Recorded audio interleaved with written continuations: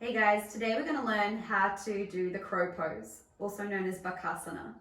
So Kai is going to demonstrate for us today, and I'm just going to walk you through each step of the how to and what you want to feel in your body. Excuse me. So first of all, we're going to just take a little bit of time on our back to just feel what crow pose feels like in the core and the arms and in the legs, as if the roof is the floor and you're pressing your hands into the floor.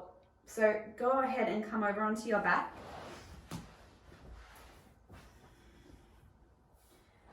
And from your back, I want you to bring your two big toes to touch and lift your knees up and over the hips. Just like a little diamond shape. And you're going to bring the back of your arm, which is your tricep muscles, onto your knees onto your triceps as high as they'll go. So you're going to get a little bit of a lift with the tailbone. And then from there, go ahead and press your hands up to the roof as if the roof is the floor while hugging your arms in, hugging your knees in. It's starting to feel your inner legs, your adductors beginning to engage. Feeling the biceps into the chest engage, just like we do in Chaturanga. We want to feel like we're lifting our chest forward, but at the same time pressing the ground away. So forward and away, holding 5. Squeeze everything into the midline. 4. Continue to breathe here. 3. Just for 2. Really nice, and then release. Give your knees a cuddle to your chest. Take a moment just to release the core, release the arms.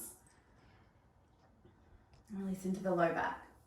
We're going to come up and over into our Malasana squat, yogi squat.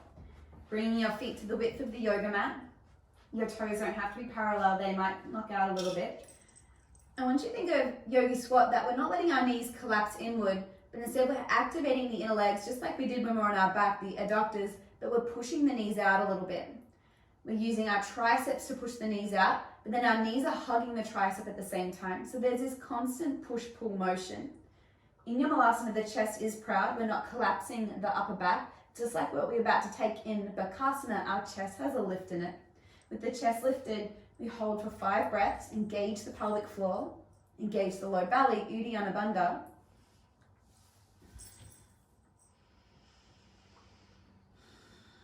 And then we prepare for flight. First of all, we're going to take our hands to the ground at shoulders width, the hands spreading nice and wide. Press into the ground, begin to rotate your outer upper arms inward, then lift your butt to the sky. Keep your feet on the ground, just squeezing the knees into the arms, the chest proud, the gaze forward, beyond the fingers.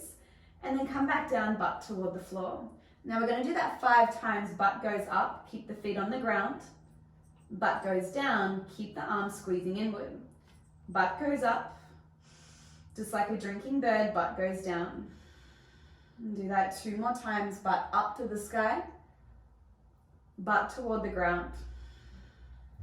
1 more time, butt to the sky, butt down. This time when the butt goes up, I want you to wrap the belly to the spine and lift your right foot to your butt. Just the right foot up, and then take the right foot down. Bring the left foot up, squeeze, take the left foot down, butt goes back down to the ground. This time we're going to bring a pillow, or if you have a yoga bolster, under the head. Pillow works just fine.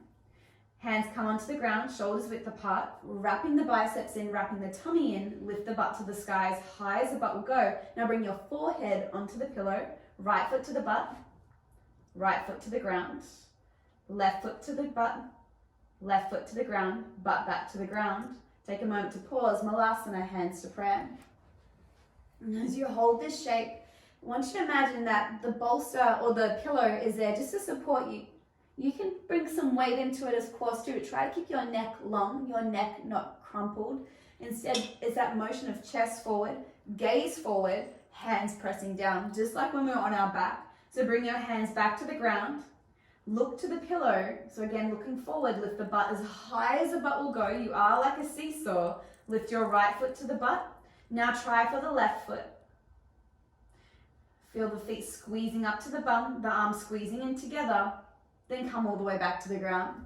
Now you might like to practice that 3 or 4 times, depending on the soft landing of your prop. And if you feel ready to move the pillow or the bolster away, just take it off to the side. And we're going to take those same steps again. Hands onto the ground. Arms wrapping in, chest nice and proud. Now lift the tail up to the sky, squeeze, squeeze, squeeze. Right foot to the bum, left foot to the bum.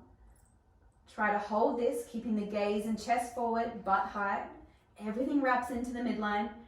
And when you're ready to release, come back to Malasana or sit down onto your bottom and give your wrists a little release, rolling in circles. Now the key with Bakasana is you want to imagine your body is just like an empty toothpaste tube. So when we're getting toward the bottom there, we squeeze everything into the tube and we squeeze it up to the sky so we can get that last little bit of toothpaste. So in crow pose, the arms rotate in, the legs squeeze in, so already the body is starting to get a little bit more height just by that pulling in. And then we want to lift the bum to the sky and keep our chest pressing forward. Even when the hands are pressing the ground away, we're not trying to go back, we're still trying to pull the chest in, just like Chaturanga. So give it a few goes. Imagine there's a block sitting behind your foot and you're trying to squeeze that block up to your bum. Now the higher the feet go to the bum, the more lift we get in the body. Happy practicing.